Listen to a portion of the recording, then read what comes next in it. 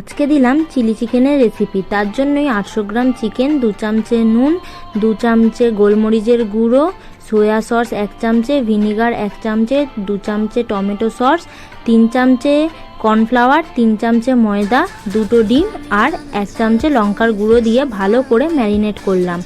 আমার একটা বোন বলেছিল, এ দিদি চিলি চিকেনের ভিডিওটা দিস, আর সাথে তোমাদের জন্য এই ভিডিওটা আমি শেয়ার করলাম। এবারে সামান্য তেলে আদা রসুনের কুচিটা একটু ভেজে নিয়ে, ক্যাপসিকামটা একটু ভেজে নিয়ে, কিউব করে রাখা পেঁয়াজগুলোও ভেজে নিলাম। তারপরে নুন, টমেটো সস, সামান্য সয়া সস, গোলমরিচের গুঁড়ো, কাশ্মীরি লাল লঙ্কা দিয়ে একটু নাড়িয়ে চাড়িয়ে নিলাম। বাটিতে একটু জলে 2 চামচে কর্নফ্লাওয়ার গুলে দিয়ে দিলাম তার মধ্যেই।